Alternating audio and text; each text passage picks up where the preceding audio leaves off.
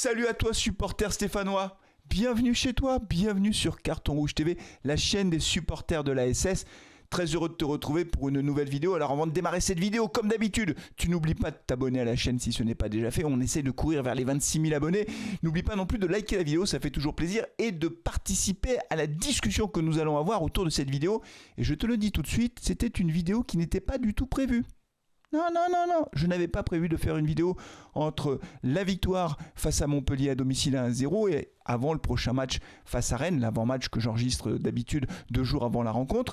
Mais j'ai eu envie de faire cette vidéo parce que j'ai lu avec beaucoup d'attention les différentes réactions, les différents commentaires des supporters stéphanois après notre victoire face à Montpellier, et je te le dis comme je le pense, je trouve que beaucoup de ces commentaires étaient très sévères, peut-être même un peu trop durs vis-à-vis de notre équipe.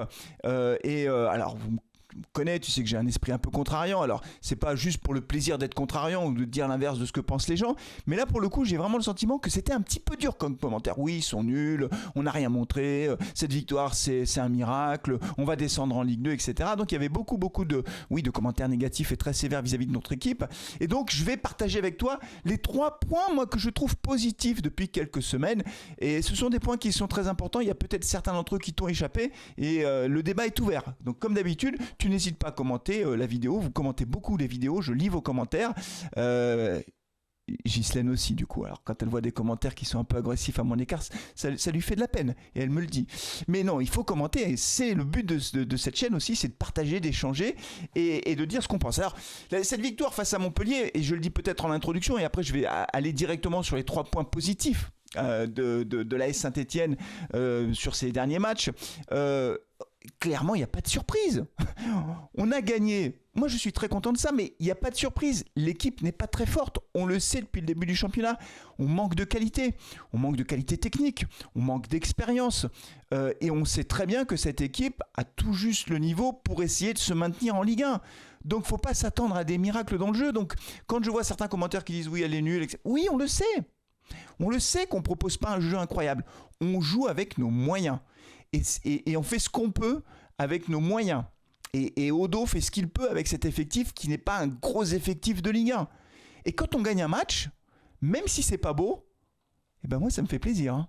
Ah ouais, moi je me fous complètement de savoir si c'est beau ou pas. Moi ce qui compte face à Montpellier, c'est les 3 points. On gagne 1-0, c'est bon, je prends.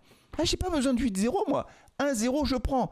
C'est opération maintien. Donc dans ce contexte et avec cet effectif que l'on sait globalement pas incroyablement fort, ben moi je me satisfais d'une victoire. Voilà.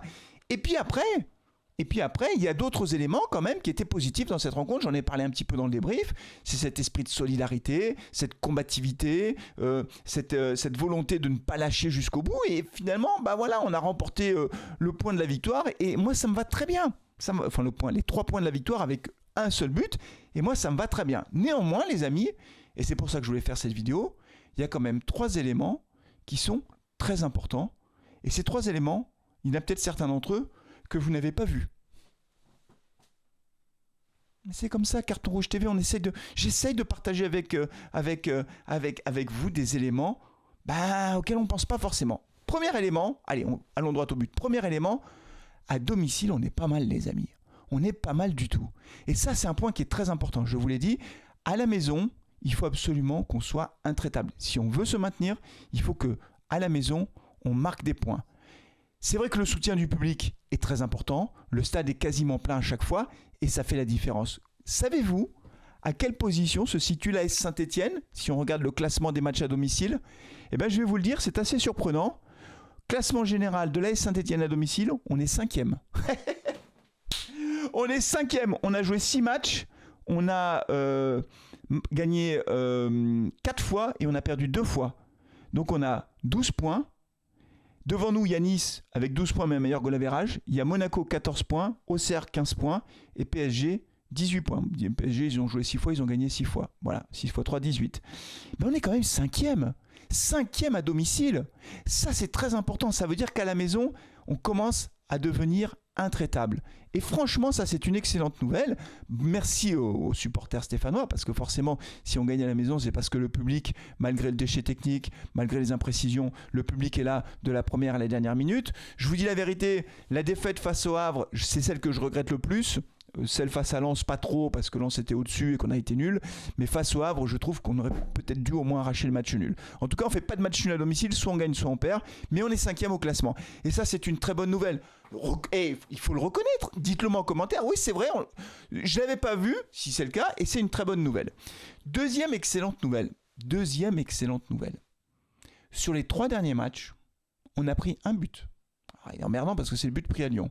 Mais on est sur 2 clean sheets à la maison, 2-0 face à Strasbourg, on a perdu 1-0 à Lyon, et là on gagne 1-0 à domicile face à Montpellier. On a pris un but en 3 matchs. Sur les 9 premières journées du championnat, on avait pris 24 buts. On prenait en gros quasiment 3 buts par match. On passe d'un rythme de 3 buts par match à là 0,3 buts par match. On divise quasiment par 10 en fait. Et alors attention, hein, c'est que 3 matchs, ça demande à être confirmé, mais cette solidité défensive, elle est absolument essentielle. Si on prend 3 buts par match, tu peux faire ce que tu veux, tu descends en Ligue 2. Et là, on voit que Odo, visiblement, a trouvé potentiellement une solution avec Ekwa qui redescend très bas en 5e défenseur sur les phases offensives adverses. Honnêtement, j'étais un peu dubitatif, mais ça a l'air de marcher. Un but en 3 matchs. Et ça, c'est vachement important aussi. Donc, c'est le deuxième point positif. Et moi, je trouve ça très intéressant. Ça demande à être confirmé, mais je trouve ça intéressant. Le troisième et dernier point, ah bah oui, vous l'avez vu sur la vignette, Benjamin Bouchouari. Benjamin Bouchouari, moi j'en ai parlé 1000 fois sur la chaîne. J'ai souvent été brocardé d'ailleurs. Ah oui, je sors la baguette magique hein, qui est un peu bancale. Mais j'ai souvent été brocardé. Peut-être par toi d'ailleurs qui regarde cette vidéo. Peut-être que dans les commentaires tu m'as dit arrête avec ton Bouchouari, il est nul. Parce que c'est ce que je voyais. Hein, et quelquefois même un peu plus agressif les messages. Mais depuis le début, je vous dis que Benjamin Bouchouari peut être une pièce essentielle du 11 stéphanois. Il y en avait qui y croyaient, pas beaucoup. Je pense qu'on était une minorité à y croire. Et enfin, ça y est, Bouchouari est en train de progressivement donner la mesure de son talent, qui à mon avis est supérieur, du point de vue technique, à la moyenne de l'équipe. Rappelez-vous parce qu'on oublie les choses. En début de saison, Benjamin Bouchouari, il n'était pas remplaçant. Hein. Non, il n'était pas dans le groupe. Regardez les premiers matchs, les 3 premières journées, je crois que c'est jusqu'à la 4e journée, il n'était pas dans le groupe. Il n'était même pas remplaçant. Allez, Benjamin, tu vas avec la réserve, là, avec la nationale 3. Allez, t'es pas dans le groupe, désolé, t'es pas assez bon. Il revenait de c'était quoi, la Coupe du Monde U23 marocaine. Non, mais bon, moi je ne comprenais pas cette décision. De sortir même du groupe, c'était incompréhensible. Et après, il est rentré dans le groupe. Au début, il jouait pas 1 minute. Puis, il a joué 2 minutes. Puis, il a 4 minutes de temps additionnel. Ailier gauche. Ah, regardez, Benjamin Bouchouari, il est nul. Regardez-le. Mais oui, mais c'était pas sa place. Là, il joue à sa place. Il a du temps de jeu.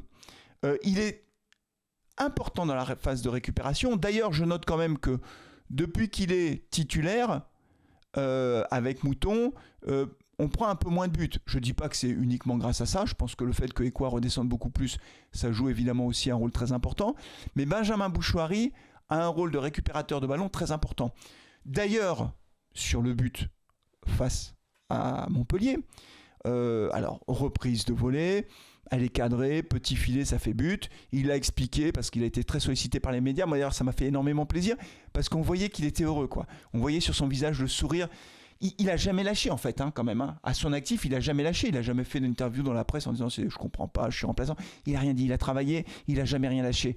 Et il était heureux.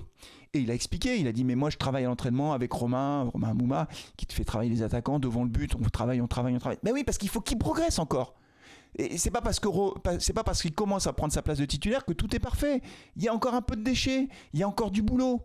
Mais il a un potentiel qui est vachement supérieur à la moyenne de l'équipe. Et je disais que dans la récupération de balles, je pense qu'il apporte plus qu'un Amougou, par exemple. Sur le but face à Montpellier. Alors, j'ai regardé là sur YouTube. On ne voit pas la phase où il récupère le ballon. Mais je crois que c'est la chaîne de la SS qui a remontré le but. Et notamment, au moment où on récupère la balle. Montpellier part en contre. Benjamin Bouchouari revient sur le porteur du ballon. Il va gratter un ballon de pied du Montpellierin. C'est lui qui le prend. Il prend le ballon proprement, hein, pas de faute, rien. Clac, il récupère le ballon.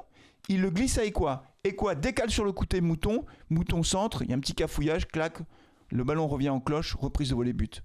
C'est lui qui récupère le ballon. C'est vachement important. On le sait que quand on joue avec 3 milieux de terrain, il faut que tes milieux de terrain ils récupèrent des ballons. Donc, ouais, la troisième bonne nouvelle, c'est que je crois qu'enfin, le débat Bouchoirie est terminé.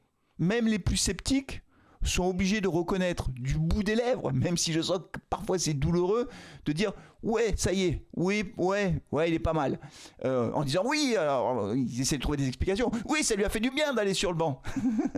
Non, ça fait du bien à personne d'aller sur le banc, sauf quand t'as une grosse tête, un melon, un machin. Mais quand t'es jeune, t'as besoin de jouer. Ce qui lui fait du bien, c'est de jouer. Et c'est de jouer à son poste. Peu importe, on s'en fout en fait. Ce qui compte, c'est qu'il soit titulaire et qu'il soit décisif. Donc ça, c'est aussi une bonne nouvelle. Donc voyez les amis, pour conclure sur cette vidéo, je ne veux pas la faire trop longue parce qu'encore une fois, c'était une vidéo imprévue. Pour conclure, l'équipe n'est pas très forte, on le sait. On sait qu'on va énormément souffrir face au gros calibre du championnat. Je redoute beaucoup le match face à Marseille, le match face à Paris, etc.